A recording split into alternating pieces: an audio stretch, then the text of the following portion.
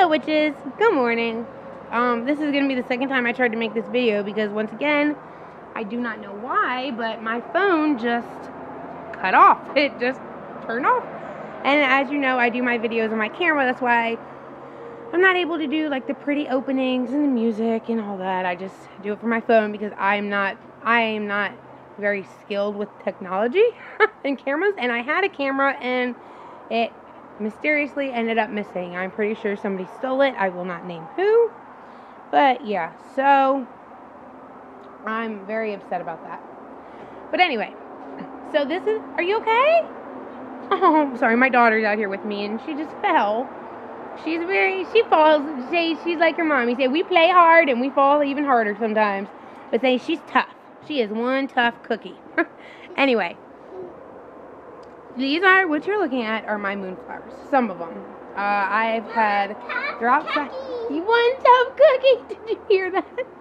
Oh my gosh, I love you, honey.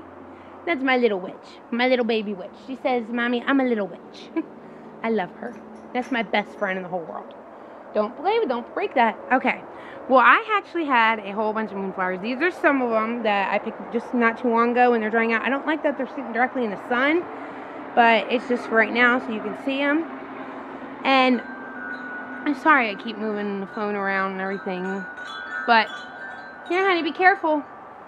But I had a whole bunch of them inside. And when I picked these, I decided to leave these outside because I had a whole bunch inside, like a lot. Ever since my moonflowers started to bloom, I've been harvesting them and giving offerings to the goddess because, as you know, my goddess is Diana. And I am an Italian witch, so when it comes to moonflowers, they are like one of my ultimate herbs, ultimate flowers. Like, they are very meaningful to me. Well, I was very upset because it has been so humid in my house to the point where you almost can't breathe sometimes. And, well, not all of them did this, but a whole bunch of them, I was very upset with a whole bunch of them molded. Because of the humidity and just the harshness of the damp, and it was awful. I cried. Like, I'm not even gonna lie, I actually cried because I was so mad and so upset that a lot of them molded. I was able to salvage some of them, and some of them didn't get any mold on them, but a lot of them did, and so it was very heartbreaking. So I thought, since it's cold now, and now it's just cold in my house, I brought some more in, and they're doing good. Some of them are doing awesome, and I left these outside to kind of dry, and they're actually doing perfect. Just don't want them sitting directly in the sun for too long, because I just don't ever think that's good for the herbs to dry. I mean, I might be wrong, but that's, for me, I just never really thought them sitting directly in the sun was a good idea. So, I just wanted to tell you what you're looking at. So these are some of my moonflowers, and I'm going to actually harvest some of them tonight, because I've been to wait a couple days because my moonflowers are starting to not bloom. They're getting ready to like bloom, but it's been so cold at night, like it's been like 30 degrees or below, that they'll get ready to bloom and then they just die. Like, because they're not blooming because it's too cold, and that makes me so sad and so upset because I love my moonflowers. But I mean, I knew it was going to happen sooner or later because it's getting so cold, and it gets so cold in Maryland, and I hate it. I hate the cold weather. It's horrible. It's the worst thing in the world. Not really. I mean, I enjoy the 4 seasons. I do. I enjoy the beauty of the snow and everything. I'm just not a cold person. As you know, if you know me, I'm a Leo. I was born in the dead middle of August, so I am a hot baby. I love the hot weather. You know, I belong in Florida. I love Florida. Well, okay, so those are my moonflowers. Sorry. Alright. And I also just wanted to show you, I'm going to make another video later, but I just kind of wanted to show you what's going on right now. This is bark. Alright. Now this, okay, I'm planning on making graveyard dust, and this is a topic I know a lot of people disagree upon, and there's a lot of different ways that people say, you know, this is my personal preference, and this is what I was always taught. Hold on, sorry, I gotta get a drink of my coffee. Yeah, I get you more cereal, set it down. Hold on. Okay. Sorry, that's good coffee. I love my coffee. Anyway. Okay. I know, here I am saying with the okay again. A lot of people disagree on what graveyard dust is and how it's made. This is my preference. This is what I was always taught. This is what I learned a long, long time ago when I was first getting into witchcraft when I was young. Since I was like 5, 6 years old, when I first started really getting into witches and I really knew I was obsessed with witches and witchcraft. I have always learned and always been taught, whatever you want to say, that graveyard dust is not graveyard dirt. They are two different things. Like I said, this is my personal view. This is my preference. Yes, ma'am, I'm coming. We're going to go inside. What? Give me 2 seconds. You can go in and I'm coming. Okay, sorry, that was my daughter. Graveyard dust it can be mixed with different herbs. It can be mixed with a little bit of dirt. But for the most part, I have always learned and taught that graveyard dust is roots and bark from trees or plants or herbs, mainly trees, from a graveyard. That's bark, and that's what this is. This is bark that I found lying next to a very old tree. It's bark from the oldest tree that you can find at the cemetery, at the graveyard. That's what I've always learned, and what I've always been taught. This is root bark that I found lying next to one of the oldest trees that I could find, one of the biggest, oldest trees at the cemetery. And as soon as I saw it, I was like in awe, and I felt like it was a sign. I had to take it. I left an offering. I found it laying next to the tree. It almost looked like it had just fallen off. I'm not sure what kind of tree this is. I've been trying to figure it out, but it almost like the leaves look like a cedar tree, but the bark is very scruffy. Like that's how the whole tree looks. Like it's all like splintery kind of and fluffy. It's like, I don't know. Maybe when I go to the cemetery again, I'll show you guys, and that'll be another video.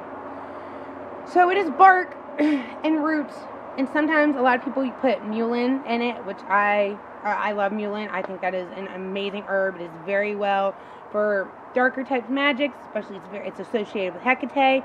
If you're trying to communicate with Hecate, mullein is a great herb to put in a bowl, say a little blessing and a little prayer, and set it next to your bed when you go to sleep. Supposedly Hecate will come to you in your dreams. So that's my opinion on graveyard dust. You can put a little dirt in there, a little cemetery dirt. It doesn't matter if it's from one of your relatives' actual graves, or just from the outside of the cemetery. So that's your personal preference. You don't have to put graveyard dirt in there, but you can kind of, mix it all together. But yeah, graveyard dust to me is exactly what it sounds like, dust. It is ground up bark and roots that have been ground into dust. So that's how, and I plan on making this very soon, because that time of year, the dark half of the year. I've had this since around spring, and I've been waiting just for the perfect time, and I feel like it is time. So that's what I plan on doing with that. These are all foxglove stems that were dying and that I pulled off, and I've been saving. I'm not sure what I'm going to do with them yet, because they were dying when I pulled them off, but I still left an offering, said a little something to the fae and the spirits of the plant. So yeah. And then these, oh my god, there's another one. Oh snap. Okay, I want to talk, I'm actually going to make another video about this, but if you watch Athena Black, she's awesome. I love her to death. She is cool as shit. She actually made a little video. I don't know if you guys can see these that well because of the shadow. She actually made a video on bugs and like bug oils and bug magic. Well, moth magic, I should say. She didn't talk really about any other bugs. I have a couple moths that I have saved and that I've just not wanted to get rid of because they're so beautiful, and I love moths. They're such an amazing form of transformation magic. Like, I feel like they're the dark aspects of a butterfly. So and I haven't been sure what to do with them. And these are the leaf bugs, and they're just, I find them everywhere out here, and I don't want to get rid of them. Like, I thought about burying them, but they're beautiful. Look at them. Like, their legs and everything, like the face, they're gorgeous, and I don't know what to do with them. So I've had them sitting out here with my herbs. My moth is inside in a plastic bag. He died a long time ago. Like, I made sure he was dead before I put him in a bag. I don't want to suffocate the dude, you know what I mean? So I'm just not sure what to do with them.